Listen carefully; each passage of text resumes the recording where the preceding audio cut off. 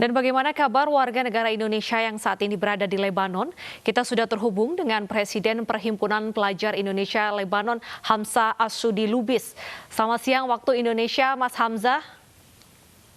Siang waktu Indonesia dan pagi waktu Lebanon. Baik.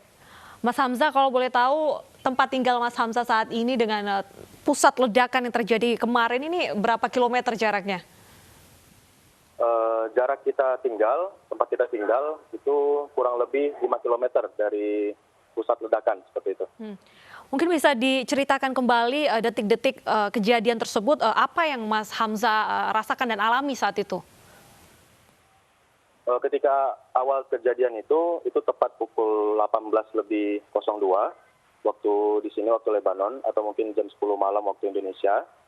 Jadi ketika ledakan terjadi, kebetulan kita ini ada namanya Sekretariat PP Lebanon, tempat perkumpulan mahasiswa ataupun kantor mahasiswa di Lebanon.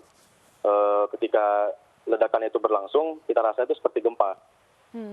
Gempa yang kurang lebih sampai 10 detik itu berlangsung.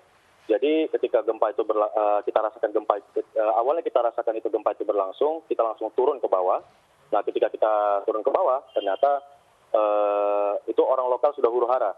Dan juga kaca rumah dan juga lokasi kejadian di depan sekretariat kita itu pun sudah banyak yang dinding yang retak seperti itu. Dan juga ketika kita sudah turun, kemudian ada orang lokal yang mengingatkan kita, jangan turun, kalian naik ke atas, karena ini bukan gempa, karena ini lebih pada ledakan. Nah, ini ditakutkan nanti bakal ada ledakan menyusul seperti itu. Baik, kalau saat ini kondisi terkini di Beirut sendiri bagaimana? Kondisi terkini di Beirut memang pemerintah yang kita dapat info dari berita dan juga dari KBRI Beirut, pemerintah menetapkan state of emergency selama kurang lebih 2 minggu. Jadi memang rakyat setempat di Beirut ini, di kota Beirut ini, itu tidak boleh keluar dari tempatnya masing-masing, apalagi yang tinggal di radius 1-2 km di lokasi kejadian seperti itu. Baik, selama masa darurat ini bagaimana terkait dengan pemenuhan kebutuhan logistik seperti makan begitu? Apakah ada bantuan dari pemerintah setempat?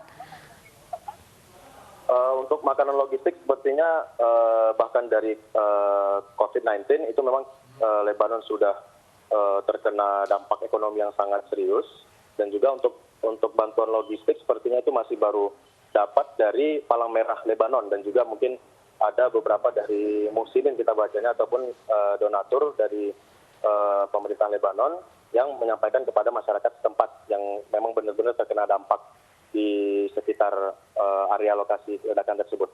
Baik, Mas Hamzah, satu warga negara Indonesia yang bekerja di Lebanon juga menjadi korban. Apakah Anda mengetahui bagaimana kondisinya saat ini?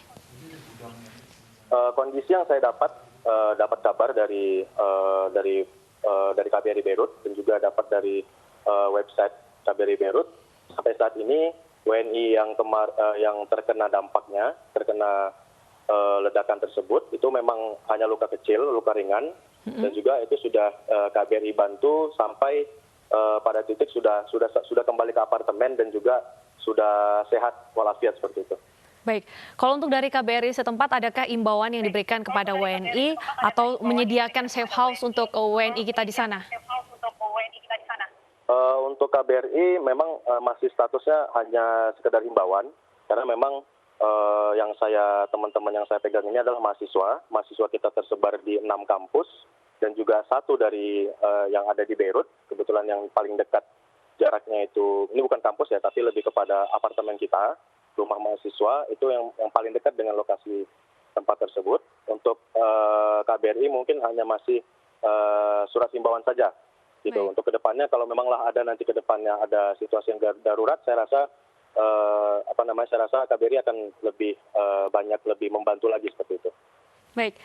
Banyaknya korban yang terjadi akibat ledakan tersebut tentunya membuat rumah sakit di Beirut ini kewalahan. Lalu bagaimana penanganan untuk korban-korban lukanya?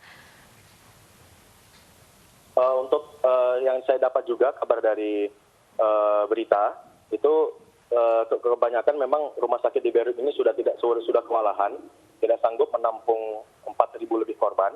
Sampai saat ini Kementerian Kesehatan sudah menyampaikan bahwasanya sudah terdapat 78 korban jiwa dan juga ada 4.000 orang lebih luka-luka seperti itu. Dan juga untuk rumah sakit di Beirut, itu yang kita dapat infonya, ketika sudah tidak ada tempat lagi, itu dialokasikan ke kota lain, seperti kota Tripoli, kota di BK, dan lain sebagainya seperti itu.